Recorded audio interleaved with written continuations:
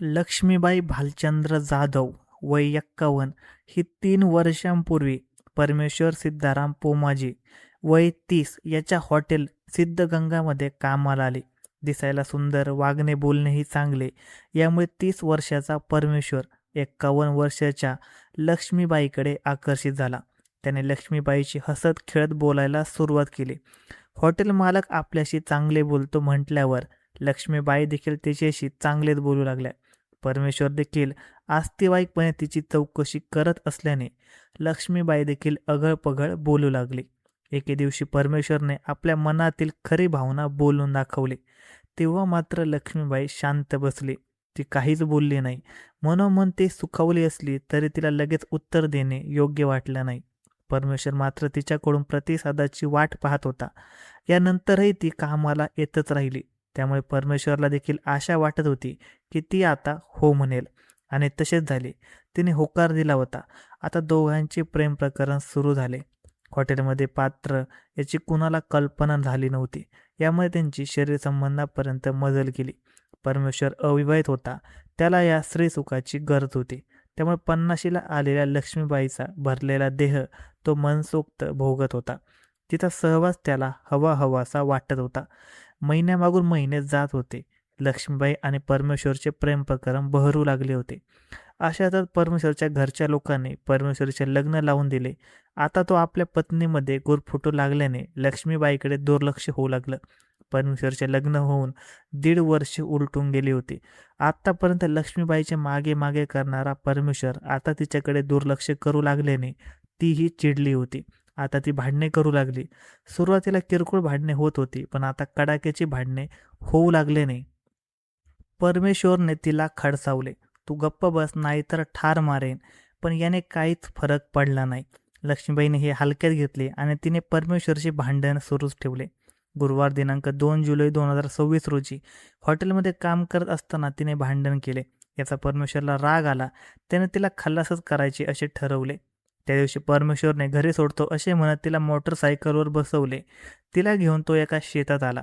त्याच्या मनात काय चालले आहे याचा तिला अंदाज नव्हता. ती नेहमीप्रमाणे बिनधास्त त्याच्यासोबत निघाली आणि तिथेच तिचा घात झाला. त्याने त्या निर्जन स्थळी तिचा गळा दाबला. तिने जीव वाचवण्याचा प्रयत्न केला, पण त्यात तिला यश आले नाही. तिचा खून केल्यानंतर पुरावा नष्ट करण्यासाठी तिचा मृतदेह एका पडक्या विहिरीजवळ टाकून दिला. आता तो मृतदेह सापडणार नाही या भावनेने तो घरी गेला. घरी जाऊन कपडे घेऊन परगावला जाण्याच्या तयारीला लागला. पण त्याला माहीतच नव्हते की गुन्हा लवकरच उघडीस येणार आहे. अक्कलकोट तालुक्यातील वांगदरे गावाजवळ असलेल्या एका शेतामध्ये पडकी विहीर आहे. या विहिरीजवळ एका महिलेचा मृतदेह आढळून आल्याने ग्रामस्थांनी याची माहिती पोलीस पाटलांना दिली.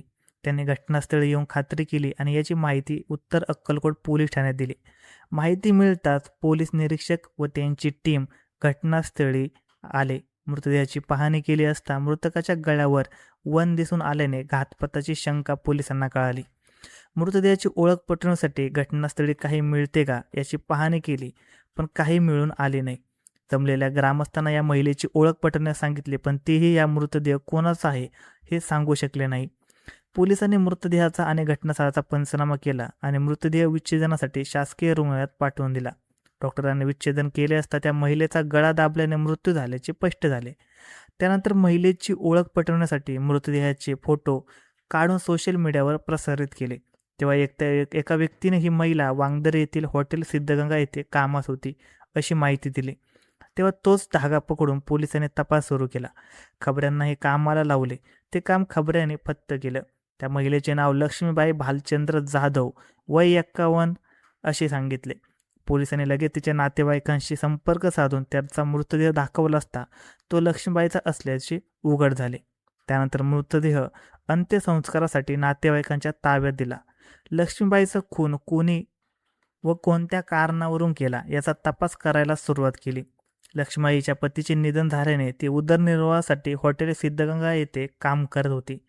गुरुवार दिनांक 2 जुलै 2026 रोजी लक्ष्मीबाई यांना मोटरसायकलवरून हॉटेलचा मालक परमेश्वर सिद्धाराम मोपाजी वय 30 हा येऊन जात असल्याचं काही लोकांनी पाहिलं होतं.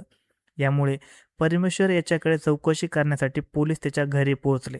तेव्हा तो पळून जाण्याच्या तयारीत असल्याचे पोलिसांच्या लक्षात आलं. पोलिसांनी त्याला ताब्यात घेतले आणि पोलीस ठाण्यात आणून त्याची कसून चौकशी करण्यास सुरुवात केली. सुरुवातीला तो उडवाउडवीचे उत्तर देत होता. लक्ष्मीबाई माझ्या हॉटेलमध्ये कामाला होत्या, पण त्यांचा खून कोणी केला हे मला माहीत नाही, असे परमेश्वर पोमाजी म्हणताच पोलिसांनी त्यास प्रश्न केला. गुरुवारी तू मोटरसायकलवरून तिला कुठे घेऊन गेला होतास? पोलिसांच्या या प्रश्नाने परमेश्वर भाऊ चढला. थोडा वेळ त्याला काही सुचलं नाही. पोलिसांची नजर त्याच्या हालचालीकडे व हावभावाकडे असल्याचे त्याच्याही लक्षात आले होते. तेव्हा मात्र त्याने सत्य सांगण्यास सुरुवात केली. साहेब, मीच तिचा खून केलाय.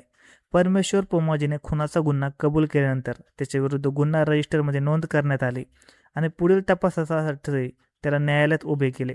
न्यायाधीशाने 3 दिवसांची पोलीस कोठडी ठोठावली. पोलीस कोठडीत पोलिसांनी परमेश्वरकडून कसून चौकशी केली असता त्याने सर्व हकीकत सांगितली. धन्यवाद मित्रांनो. अशा नवनवीन क्राईम स्टोरीज ऐकण्यासाठी आजच आपला यूट्यूब चॅनल क्राईम कट्टा याला सबस्क्राईब करा.